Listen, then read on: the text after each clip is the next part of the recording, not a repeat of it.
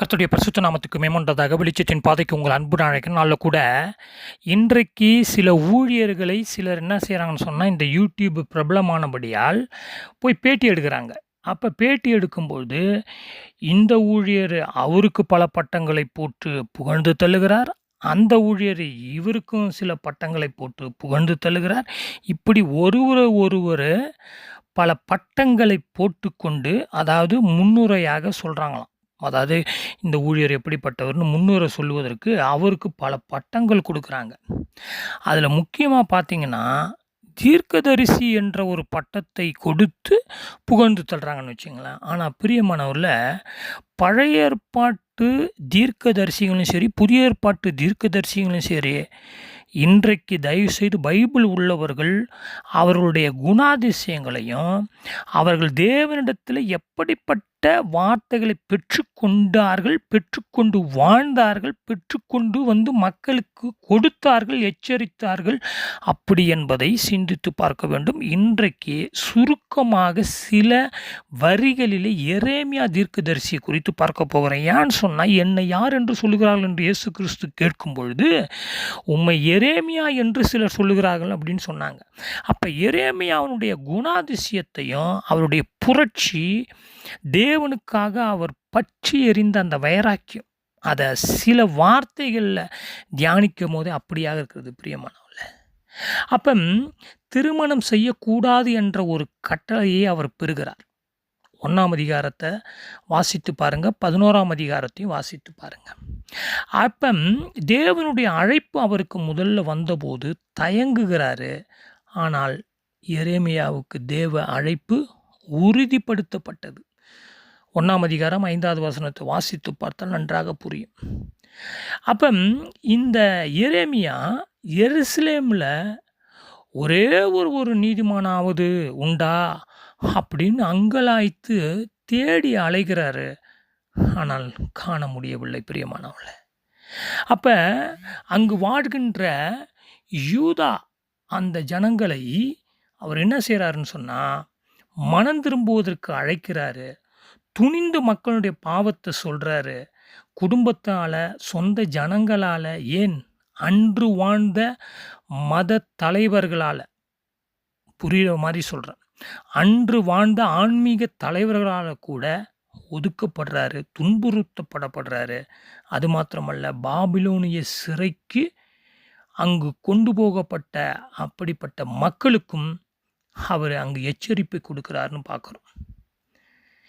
இவர் எழுதிய சில வார்த்தைகளை நாம் பார்க்க போனால் அப்படி தீப்பொறி மாதிரி இருக்கிறதுன்னு வச்சுங்களேன். அதனால தான் அநேகரால் இவர் மிரட்டப்பட்டார்னு பார்க்குறோம், சிறையில் அடைக்கப்பட்டார் என்று பார்க்குறோம்.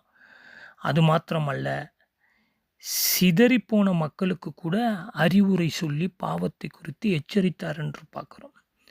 எகிப்துக்கும் கொண்டு போகப்படுறாரு. பாபிலோனுடைய நியாய தீர்ப்பு குறித்தும் பேசுகிறாரு.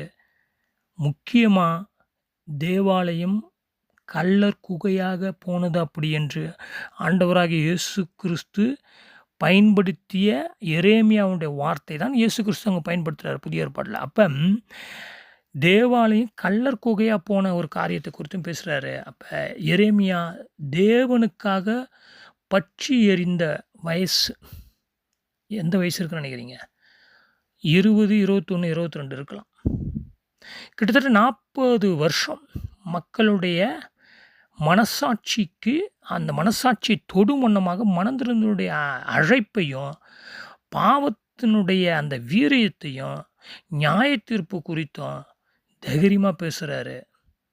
இடிஞ்சு போயிடாதீங்க, மறுபடியும் எழும்பி நில்லுங்க அப்படின்னு அந்த மனந்திருந்தனுடைய செய்தியை ஜாமக்காரனாக தன்னால் முடிந்த அளவுக்கு போராடி அவர் பேசுகிறார் என்று பார்க்கிறோம்.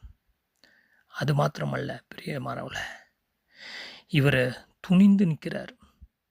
மிரட்டுறீங்களா மிரட்டுங்க, அடிக்கிறீங்களா அடிங்க, சிறையில் போடுறீங்களா போடுங்க அப்படின்னு சொல்லி புலம்பலின் தீர்க்கதரிசியாக, தனிமையின் தீர்க்கதரிசியாக, உடைந்த உள்ளம் கொண்ட ஒரு தீர்க்கதரிசியாக, கடுமையான வார்த்தைகளை பயன்படுத்தினாலும் மென்மையான இருதயமுடையவராக மக்களை ஆண்டவர் பக்கம் கர்த்தர் பக்கம் திருப்பும் வண்ணமாக அழுது அழுது அழிவை குறித்து பேசிய தீர்க்கதரிசி தான் எரேமியா தீர்க்கதரிசி.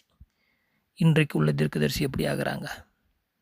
அப்போ இந்த தீர்க்கதரிசியும் இன்றைக்குள்ள தீர்க்கதரிசியும் ஒப்பிட்டு பாருங்க, புரியும் யார் யார் போலியானவர்கள் என்று. எனவே போலியானவர்களை நம்பி மோசம் போகாதீர்கள். வேதத்தின் பக்கம் திரும்புவோம், ஜெபம் செய்வோம்.